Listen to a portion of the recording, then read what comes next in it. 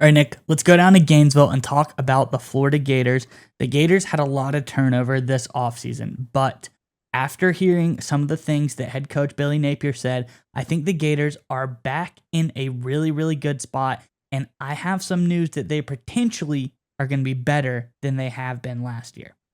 Yeah, Miles, and of course, that's welcome news to Gators fans. Obviously, last season was a little bit of a disappointment, but the past is the past. We're not focused on that. We're going to focus on the future. And that's what we want to hear from Gators fans in the comment section. Well, spring ball's been underway. A number of practices have been through the books at this point.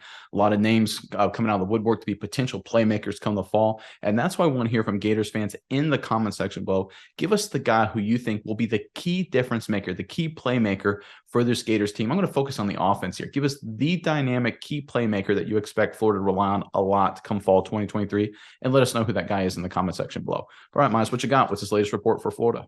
Yeah, Nick, I might not know who the fans are going to pick, but I know who Billy Napier is going to pick, and that is young not really young, but transfer quarterback Graham Mertz has really been starting to stand out, and Coach Napier had some very, very interesting comments about him and the offense in general. So first, Napier talks about last year, and he says just flat out, we weren't very good, and we're going to improve. Anybody that knows me knows that I'm going to get it right. And that is when he leads into speaking about Graham Mertz, Nick. And he says Graham Mertz's approach since the first day he's been here is what you'd want to see from a quarterback. He said it's almost as if you're acquiring a free agent in the National Football League, then an experienced veteran player. He's been learning the system, and his approach has been exactly what you would want it to be. This is some high praise talking about Mertz, talking about improving, coming in, learning the offense, being very dedicated, almost like an NFL style of player coming in with his dedication. And all of this praise and all of this talk about getting better is off the heels of losing star quarterback Anthony Richardson to the NFL draft, Nick.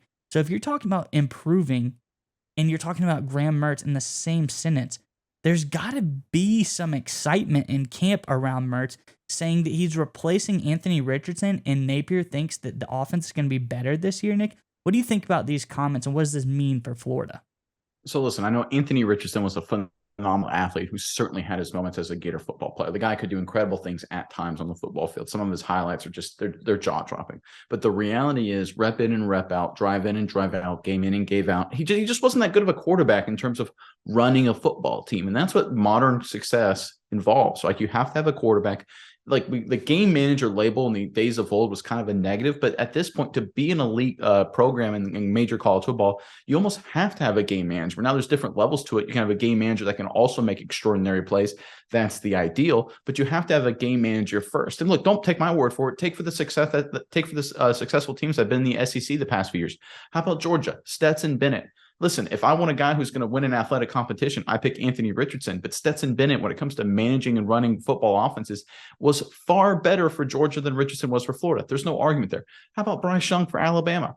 Same thing, right? Obviously, the guy can make a lot of big-time throws. He's a great athlete in the pocket as well. But first and foremost, Bryce Young's strengths are accuracy, leadership, and decision-making, right? That's what it takes to win in the SEC and major college football. You can go down the list. How about Hendon Hooker for Tennessee, right? The guy has some good physical skills, but he's known more for his pro-style tools that will translate very similar to Graham Mertz into the next level.